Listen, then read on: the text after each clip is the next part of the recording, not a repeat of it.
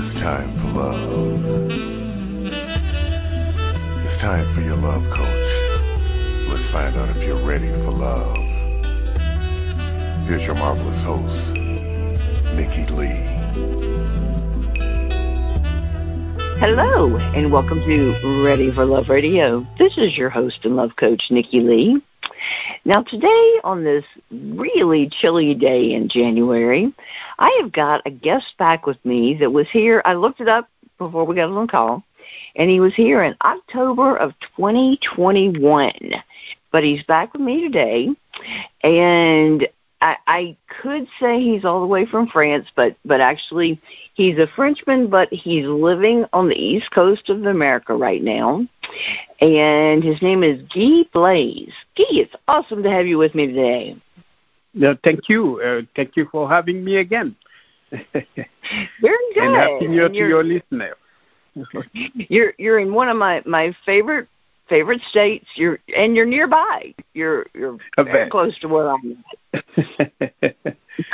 Yes. And it's chilly down your way too, and just about the same as it is here. But yes, it is. But hey, really. Better than it was yesterday.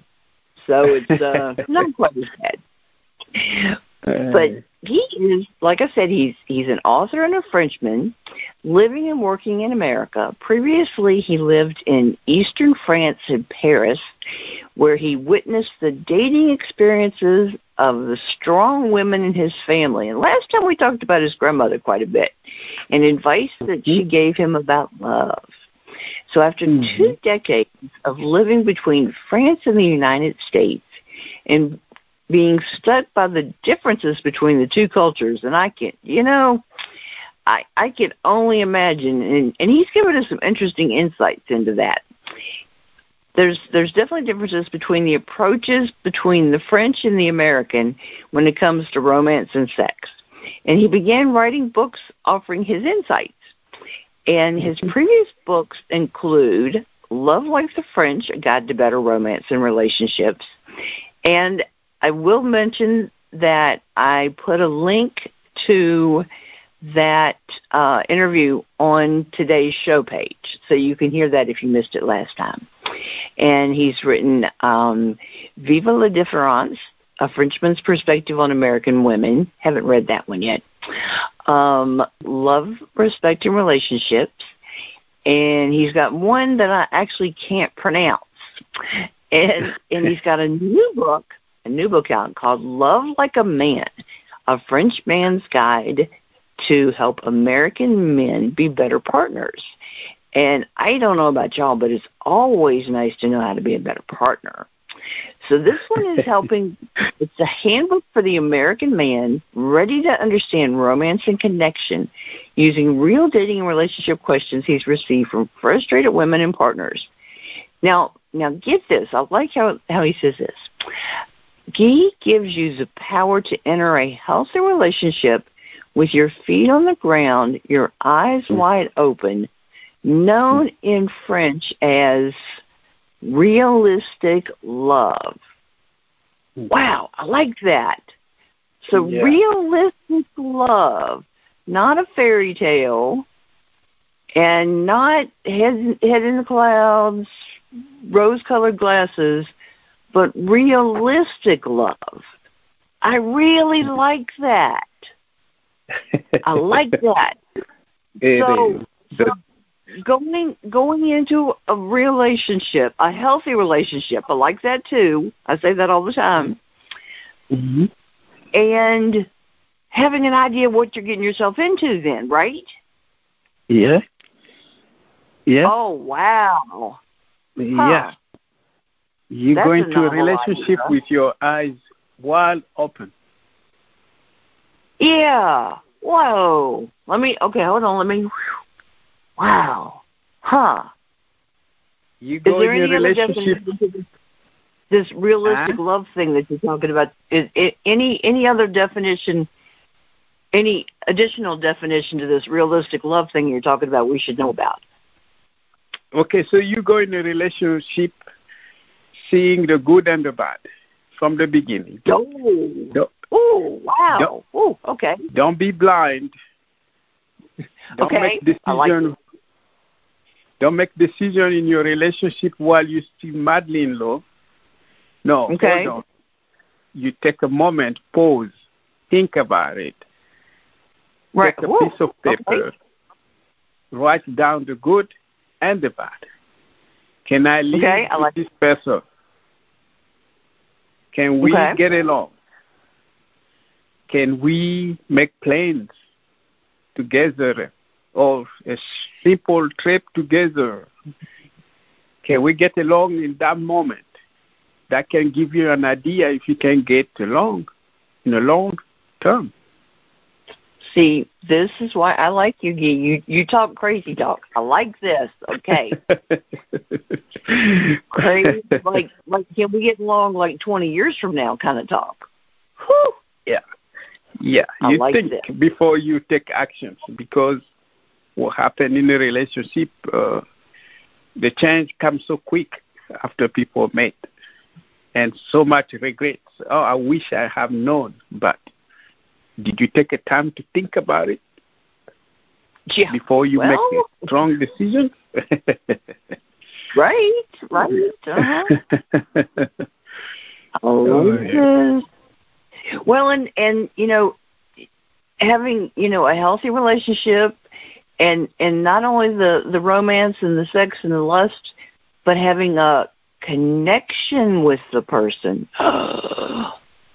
Yes, connection. Yes, connection. And maybe, even like really deep, heartfelt, honest, open communication with the person. Exactly. Emotional connection. The reality of a connection is also the way you communicate. Right? It's very important. Mm-hmm. But sometimes the connection is so limited, we cut ourselves a connection. If we have sex, great sex, that's enough. But sex is not everything. Can you get along outside of the bed? That's the question. Well, and we're not just saying, can you have really good sex other places too? We're saying, can you do other things too and get along? Exactly, because a lot of people are together only tied by sex. So sex is great, but they stay together, but other things sucks, like you say in America. But we need everything to make life good. Every piece. Sex is part of it, but not everything. Right. Yeah. Like I said, crazy talk, Guy. Crazy talk. Okay, I like this so far. Yeah. Okay. Wow. Okay. We're starting with good. I love this. Yes. Sometimes some people, the great sex translates in real life. Sex is the things that make things easier. But some people start in the wrong way, right? So they don't get along well, but how do you expect sex to be great? Right. We have a saying in French that sex is the barometer of feelings. Great sex is the barometer of feelings. Huh. Okay. Yeah. That's interesting. Okay. You always have interesting things to say. You do. Okay. So, I know what you're going to say to this, but I'm going to make you back it up. You can't just give me a yes, okay? Okay. And you can't give me just a hell yes either. That's not good enough. I want details. Okay. So, go for it. And we're getting this out of the way early, okay? Okay. So, do the French do it better? Yes. I'm not being chauvinistic, but I would say yes. I can talk based on. I knew you would. Okay, now why? Back it up. Well, first of all, when it comes to romance, yes. Let me put it this way: sex doesn't start in a bedroom. I agree. Okay. So if you know that you need to have sex or you will have sex tonight, you need to warm up. It's like an athlete before they start a competition, they start doing some exercise, and it's the same thing. Sex does not start in the bedroom. Everything needs to start in the mind, the way you treat your partner, it builds up. Well, the difference here, French are known for being very romantic because we hold hands in the public. We go to a restaurant. We spend time together. We love picnics. Well, when it comes to being vulnerable in the bedroom, men don't think twice. We don't hold ourselves to share our feelings. Well, here we see in America most of the complaints that I heard from women. Men don't get vulnerable. They try to stay strong and they don't share too much. But the French man can cry in the bedroom because he's feeling happy or he can share his feeling. Well, the French don't restrict themselves in the bedroom. You share. You give it all. There you go. Well, and it doesn't mean having to. It's not a being weak, share your feelings. It's not a being wimpy, share your feelings. It's not. It's not that kind of share your feelings. Explain it more for me or for the audience, because I've had people say that they've heard this kind of thing, and they're not that kind of guy, and I'm like, and especially a couple people that have done that, I'm like, you actually are. You're just you're thinking about it wrong is what the problem is. Yeah, I mean, I'll give you an example. We have a reputation, the French, for being very touchy. Yeah, well, there you go. So we touch. We love touching. We love touching the hair, a woman's hair, admiring the, touching the body. There's no restriction there. You just do. And the way, I think we have so many shows on TV on, teaching men how to be better lovers. And real men who want to be better in the bedroom have to be listening to women, what they want. Or you get two different kind of men, right? So some men think that once they get an erection, they have to go and penetration, and then it's over. But we know that it takes a woman some more time to warm up. So in those moments, do something else. Maybe play with her hair or hold her, talk to her, listen to music or something until she's ready for sex. Oh, it's very important to be aware. Yeah, it's very, and the French kind of understand this logic, that sex is not like you're going to a fight or a war. I mean, you have to be, ready for it. But well, like you said too, sex starts before the bedroom, and it all starts before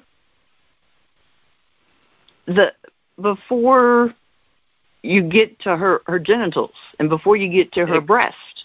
Exactly. There's a whole lot more involved before you ever touch her body.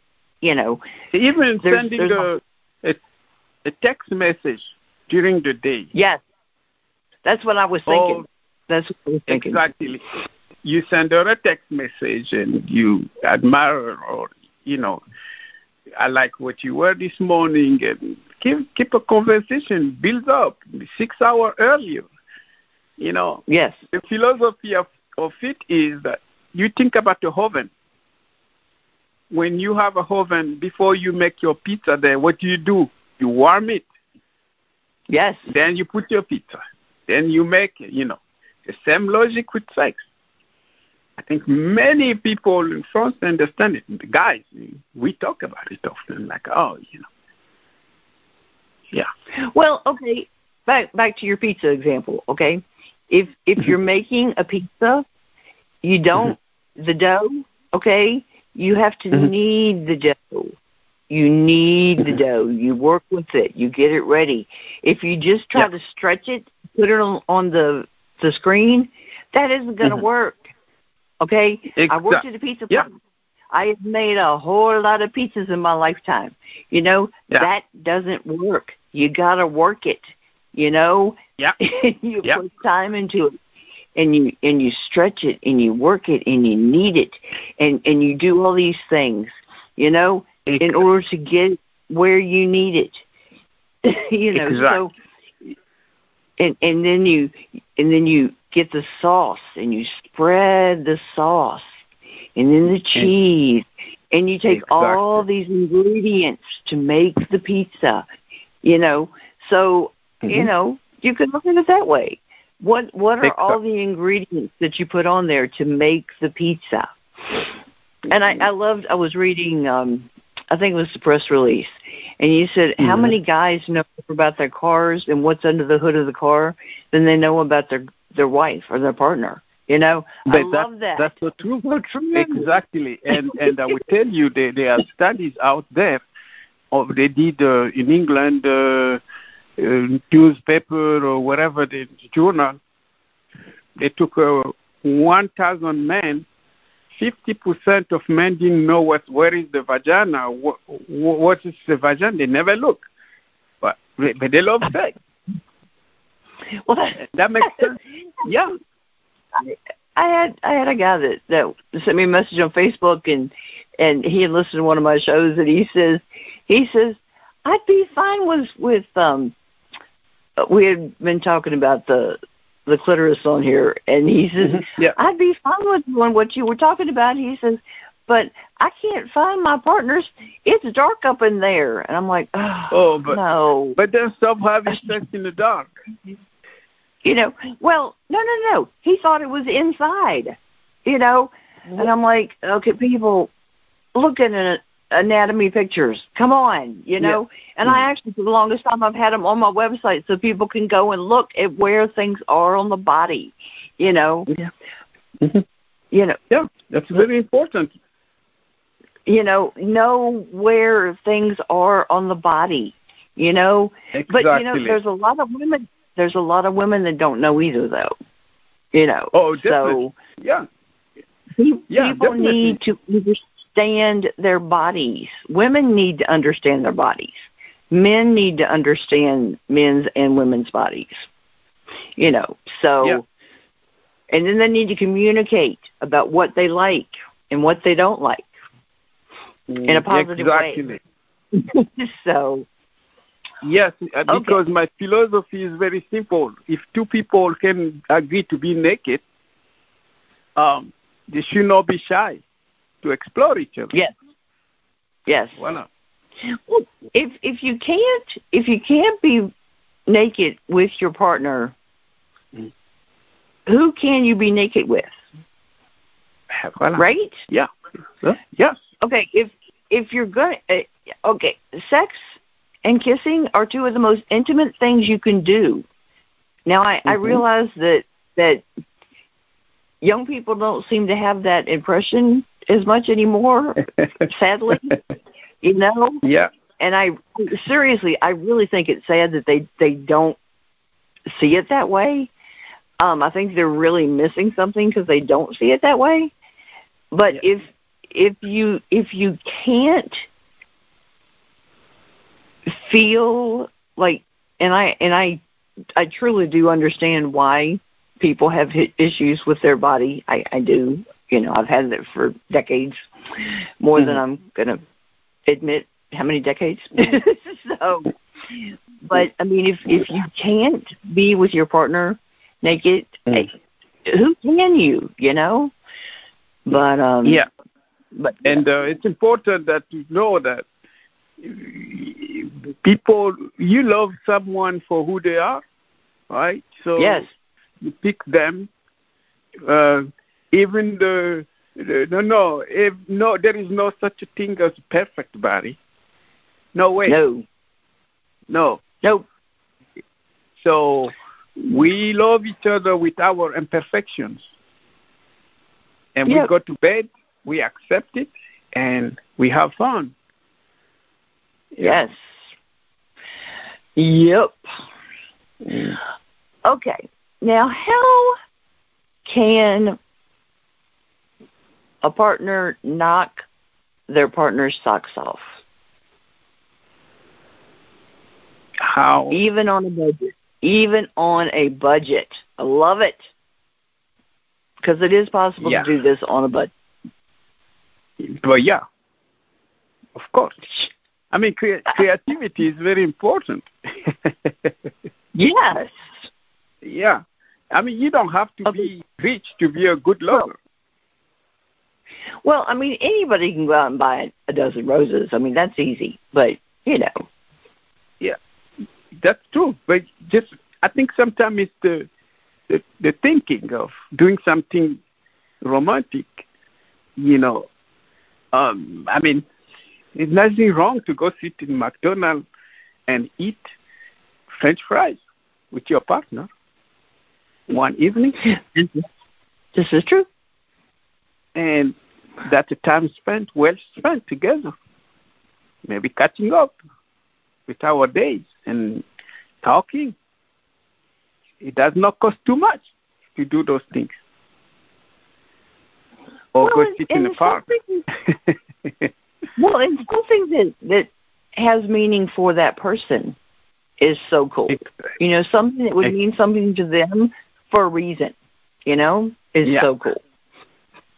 Yeah, that's why it's important to know your partner. You take a time to know what they like, what they dislike. You know. Yes. If your partner does not like snake, don't take her to an animal show. You know, you kind of avoid it to stress the other person, or don't take her where they expose all the exotic animals or whatever. So it's a matter of doing your job as a partner to know your partner well. Very definitely. Get yourself in all kinds of trouble when you do that. Yeah. You know. Get yourself in trouble quick. Oh, that can get ugly quick. Of course. But if you know your partner, you should be fine. Yeah, I mean that's everybody's assignment. You know, don't just look at the beauty. Look at what she's up to, what's her values, what she believes in, what she doesn't like, what she likes. All these things need to be like your GPS, you know, to tell you, you know, how to get it right, so to make everybody comfortable. Yeah. Right. Well, and then the woman needs to be appreciative. And, you know, when something's done for her, you know, show appreciation. You know, vocalize appreciation. Yeah, everybody. I mean, it goes both ways. There are men out there who are really very good and very proactive, but less appreciated. So it takes two. Yeah. We have a saying in French that love is like a chemistry. You know, it takes two bodies to have a reaction. So yes, if one is doing, one is not doing, there is no reaction. So it takes two. Love is like a chemistry. Like it takes two bodies to have a reaction. That's how we do it. We say it. That's right. Well, when you know, with a battery, you've got a positive and a negative. You need both. So exactly. Yeah. All right. So now, how do we not? I like this question. I want to see what you got to say. How can we not be an imposter in relationships? And tell me what that means, first of all. What does it mean to be an imposter in a relationship? And how do we avoid not doing that? Well, I think I want to talk about it because I want people to understand what it is, and then how do they avoid it?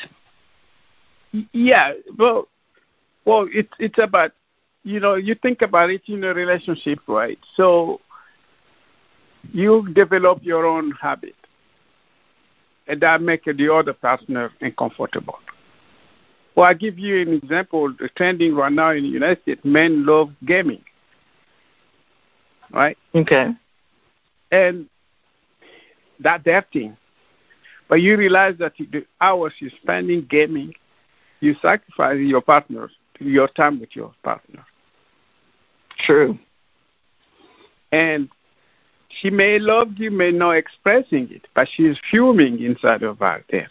Like, well, we could have spent 2 hours together, but you are doing your thing. But it becomes a little bit selfish. It's your pleasure, not her. Maybe her pleasure must be maybe spending time together, intimacy, not necessarily sex. Watch a movie together, or go to the kitchen, maybe cook together, or do something. So that's what I meant. The selfish behavior that it's all about you. I have to go hang out with my friends. Well, you right. Stay home, but I go, my childhood friends. Yeah. That's what I meant. Yeah, her idea of spending time together isn't watching you play games. Yes. Yeah, so sometimes it leads by frustration, Yeah. Right. Or give you an example, some men also have their idea of spending time together is to go to the grocery store with their wife. And the thing is that, no, you need food anyway, but that does not count. You will need food anyway. But we're talking about time together is to do things together, like go to the movie or have a dinner, pushing a car in a restaurant, and then you can compare. Oh, we just came from the store. That does not really count. Right. That's chores. That's chores. That's what you need. You will need food anyway. So quality time together. Quality time, very important. Quality time. That does not mean you have to be 24 hours together everywhere, right. But everybody needs some space as well. But you need to find a good balance between your time alone and your time together. Right. That makes good sense. And like I said, make sure, too, that each person is getting some time to be on their own, because you need that, too. You need time to recharge. Yeah. Exactly. Time for yourself. Definitely. Very important. So what are some of your favorite ways to demonstrate love to your partner? One of my favorite is on the weekend when everybody's home, nobody's working, to go take her car, clean her car, gas up her car, and bring the car home. So if she's going back to work Monday, she has no time to stop again to gas up. The car is clean, everything.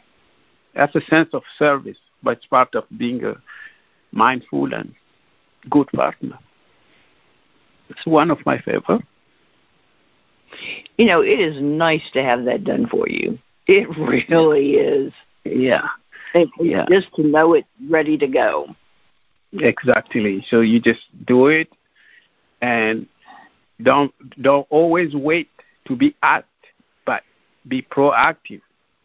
Take action of the things that you think may make your partner happy. Don't wait for her to ask you to do. just do it because you know that will make her happy. Yeah. Mm-hmm. Yeah. I know I've had that done for me when I've been somewhere and I know I have to go home, and I'm always the last minute leaving to come back home, and it's so nice to just know that the car is gassed up and ready to go, and all I have to do is get in the car and head home. So yeah, that is so nice. Yeah. So yeah, small things sometimes, but mean a lot. Yeah, it does. So what do you see a lot of people get wrong when it comes to showing love? Well, that could be a show all by itself.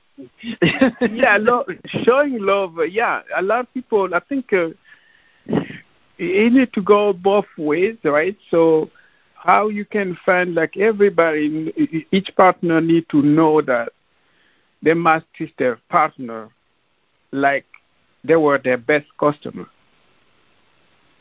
Okay. That's very important. That the wife have to look at her husband like he is my best customer. The husband need to look at the partner as a best customer. I think nobody want to mistreat their best customer, right? They always give them the best treatment. So right. That's how I see it. So no matter what, and also some things that people do wrong that sometimes you gotta fight because it's important that people fight sometimes in a relationship, but don't restrict sex, don't associate sex because we thought that it will not be sex, or don't tie all together. No, differences is important to have in a relationship, and I always think that the people have to be able to express their feelings without fear. True. If you're not happy, tell your partner that happy with what's going on, and maybe you can discuss those things. And the best time to talk about issues is after sex. Yeah. Interesting. Yeah. Why do you say that? Well, because after sex, everybody's relaxed, everybody's somehow a little bit vulnerable, and sometimes the things that they did fight about can be resolved at that moment. They just have sex and they lay in a bed. Or, in the French culture, sometimes people grab their cigarette and they lay in a bed and they're talking. Or sometimes that's the best moment you have the best talk. And sometimes that's the best moment you can pass your message to your partner after sex. Not leaving the bed, stay in the bed. Right. Okay. Yeah. Interesting. Stay in the bed, okay. Talk the toughest topics that you couldn't agree before sex, bring it back. Talk, because people are more calm, more relaxed. Well, yeah, true. Yeah. That's the best time to solve differences. Yeah. Well, then you can make up and have sex again. Okay. Oh, that's definitely. If you agree, you will go back. The second round, third round, and like. I knew you'd be in favor of that. Okay. All right. So where do you see American relationships going wrong compared to French relationships? Oh, I think the danger of American relationship is more the way the American treat the relationship become more like a disposable relationship. Any challenge, people just have a tendency to quit, to give up. It's like you just give up easily. Nobody fight anymore to stay together. It's important that sometimes you have to stick together because you committed to be together and solve the problem than just say, well, fine, I can't argue about it or I don't agree with it, but we just need to split. The future, that's what's worrying me the most. People are taking their relation less seriously. And as a disposable relationship, it's very easy to break up. And you get the whole country, our phone are infested by dating apps, easy to reach to the next lady or the next guy. Right. Easy. We carrying cell phones, they are computer on our end. So if it doesn't work with a Paul, I'm going to get the attention of Peter, and life continues. Yeah. Do they not have dating apps in France? It exists. It exists. I think it exists. I'm just saying that the simplicity of it make it difficult for everybody. Easy to cheat. Yeah. Easy to even married, they're wearing their rings, but they're claiming, no, I'm not married. Right. But so that's the biggest challenge I'm seeing, that people don't fight for the relationship or fight to stay together because they have options. Interesting. Yeah. All right. Let me see. All right. Now, it's going to shock me. You might shock me with this next one. You may not. Let me see. So Okay. do you think that there's anything French men can learn from American men? Oh. I don't. And anything that French women can learn from American women? Oh, well, the only thing we learn mostly what you show us, the movies and all these things, but the reality of being, just being realistic with a relation, life, real life, that's like a fiction. I don't see what we can learn from American guys. I mean, where you, as a man, I'm talking to a friend, colleague, what he has to say to me all about what his wife did wrong. And I'm not a judge. I don't know your wife. There are things you don't have to share with your colleague, even though you're frustrated and mad at your wife. But that's no. You should not do that. You can't just come and throw your wife and just expose your wife because, you just got to fight. No, those things we don't do. It's embarrassing, actually. Really? It is. French guys don't talk about your partner in public. Ah, cool. Your colleague. I mean, that's part of the French culture that you pick her, and she picks you. So you can have a fight. Huh? Well, when you do that, you're basically insulting yourself because you picked the person. Thank you. It's considered part of the bad manner in France. Yeah. It's considered a bad manner because you pick her. You pick her, or she pick you. Yeah. You don't talk about your spouse. Here is hilarious. It always looks to me like you're insulting yourself. Because you picked them. You're still with them.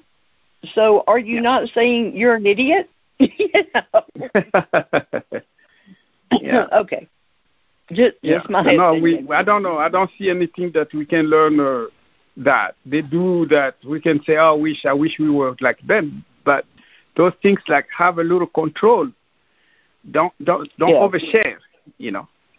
Yeah. Yes. Thank you. Interesting. Okay. I like that. Okay. Okay. Now you talk about gaslighting women. And that maybe men do this unintentionally. So tell us about that. I know you mentioned in the book. So how can men spot this behavior so it doesn't keep happening? Tell us what this is, how it happens, and how they can avoid it. Sometimes it's an overreaction of a situation. Or, maybe me as a French guy, I observe, but a lot of people also don't even have no sense of apologizing when they're wrong. I'm not sure what is it. Well, give us an example. Well, for example, they did wrong to their spouse. And they know they're wrong, but they may not even accept to say, I'm sorry, I was wrong. Or you're looking for a direction, or maybe, I witnessed a couple arguing because one was saying that you plugged the wrong address, but yes, it doesn't. You don't lose anything by saying sorry, I was wrong. True. So gaslighting is more like even an overreaction sometimes to small things. Don't you think people get tired of fighting? Like every day you have to fight, there is a situation. What do you think? I think sometimes it's good to think people would get tired of it, but some people just don't seem to. I don't know. I don't understand. Yeah. I think everybody, if people can just record each other and play a little bit their behavior, they probably would be embarrassed of the things they were saying. And, cursing and, reaction is sometimes, the control of this is about to know that, think before you say something. You would think. We have a saying in French that better be quiet than saying something that does not make sense. There's one over here that says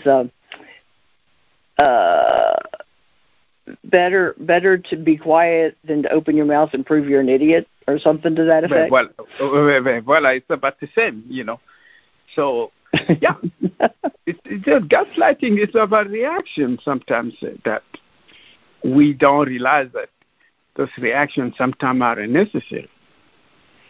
Yeah. You can be mad because it's raining. But that change your mood just because, oh, no, I don't like the rain. Can you control it? Nobody can control it. I know. The rain's going to fall whether you get mad or not, It doesn't matter. It's going to fall, and nobody can control it. But that can change people's mood just because it's raining. Well, that's like when you have like a whole week of rain. It's like, what are you going to do about it? Nothing. Or snow. Nothing. It's going to stop when it stops, folks. You have to accept it.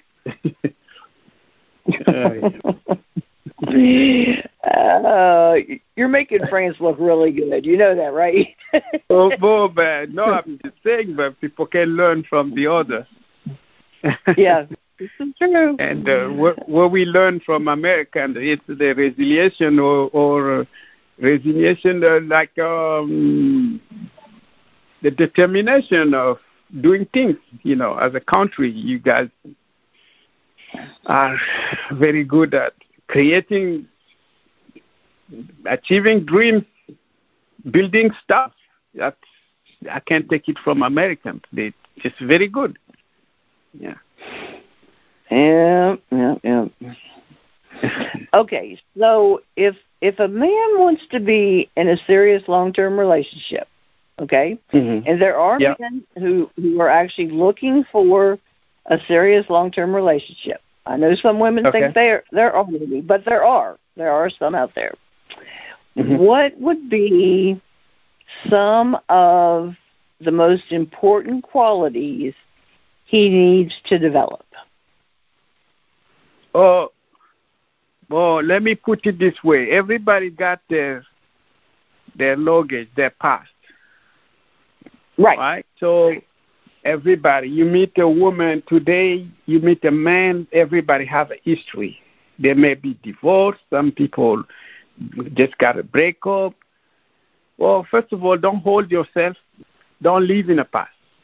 If you want to go forward for the future, don't always go back to dig in your past because it's going to hold you. We have a saying in French that the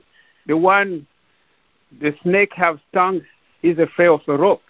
So every time you think that, if one person did you wrong in the past, the next one is going to do the same thing, you're not going to be in a relationship. You'll be scared of everybody.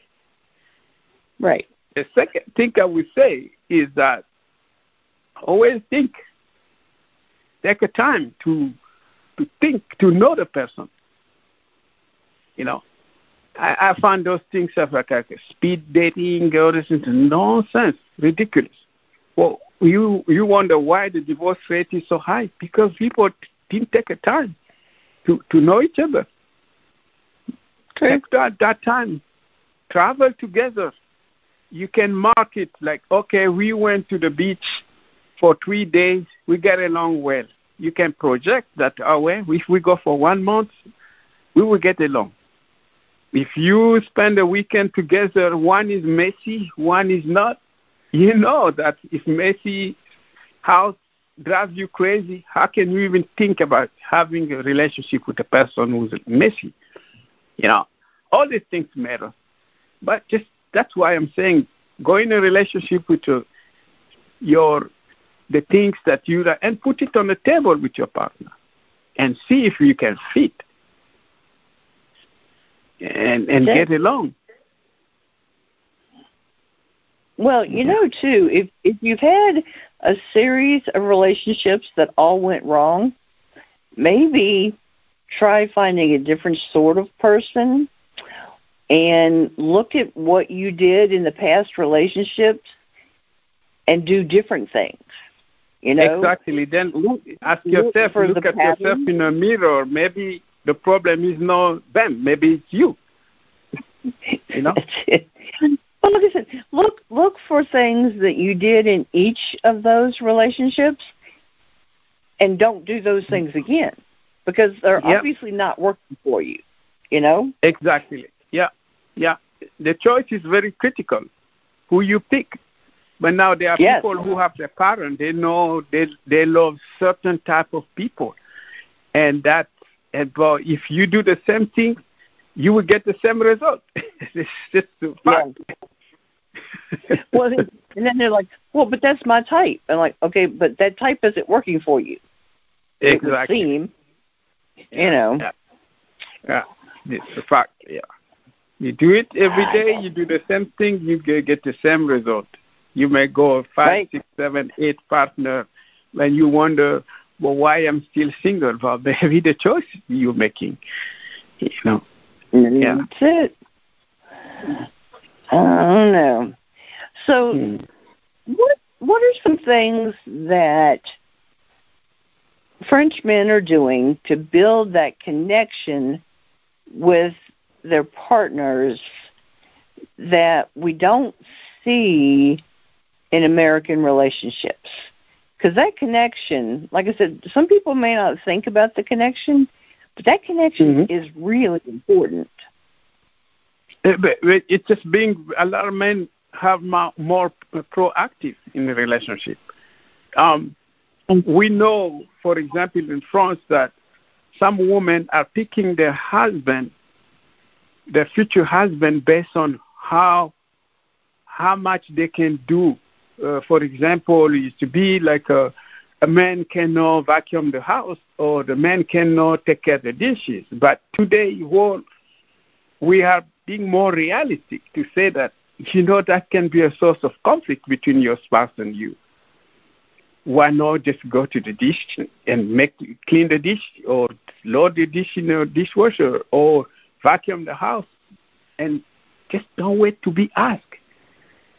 Because if in America you guys still have that mentality of roles in a relationship. Yeah. Oh, the woman have to be the cook. Yeah, the cook have to be a woman. And there are some things that, you know what? The biggest chef in the world are men. The chef. I was going to say, this incredible men that cook. Oh, my gracious. Voila. So those are things that matter. If some men out there who think that, those are the... No, details matter, because at the end of the day, 1 + 1 + 1, things adds up and build up frustration. It won't work. When there is frustration, you can't expect great sex or whatever. The consequence is going to be there. Yeah. Be smart. Be smart in your way you love. Be very, very smart, and just know that where you can avoid conflict, avoid it. Don't think like, oh, I'm a man, No, it's not going to serve you well. And weak if you do something good for your partner. Weak. No, that's not true. Yeah, I grew up in a household like that. It's very irritating.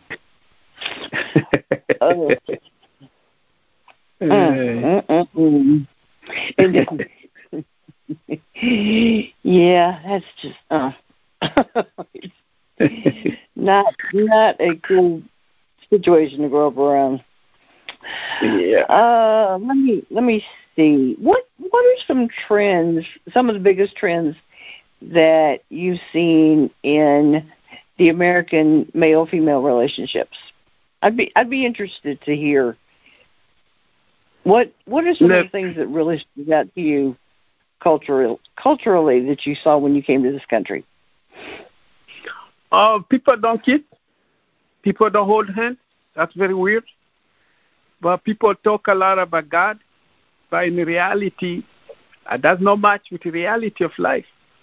Respect, I see it, but, always that relationship, male, female, like a man have to be the dominant, and no, it's not necessarily mean, but today's world, equality is important. Yes, we're not equal. We're not equal physically. There are things that a husband can do that a wife cannot do. But if you're a husband, there are physical things you can do. Don't wait for your wife to ask you to do it. Do it. Don't be, there are things that your wife you can do for your spouse, your husband. Just do it. So that relationship is I see a marriage is more about economic reason. Like, where is love?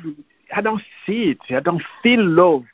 I feel more like a economic deal between two people. Well, it seems to me, okay, and I'm not married, but it seems to me that the whole concept of marriage, okay, should be a partnership, okay? Partnership. I agree. Yeah, you get married. It's a partnership. You don't have this is my list, this is your list kind of thing. You work together, okay? Yeah. And each person pitches in and does what needs to be done. That's just the way I see it. Exactly. And it should not be perfect. There is no such thing as perfect. There will be frustration, there will be argument, there will be, but be realistic with your marriage. Yeah. It's not like the way you dream of it in a book or in a movie that everything will translate in reality the way you dream of it. But marriage is about compromising every day, about anything, agreeing and disagreeing. So that's... Yeah, I grew up in one of these. Dad worked, mom worked occasionally, and I mean at 5:01 dinner had to be on the table. She had to do everything around the house, inside and outside. And I mean, Dad basically went to work, came home, sat in the chair, and he ordered me to do anything to help Mom around the house because I was the girl. My brother didn't do anything around the house at all. Yeah. Wow. I mean, it was,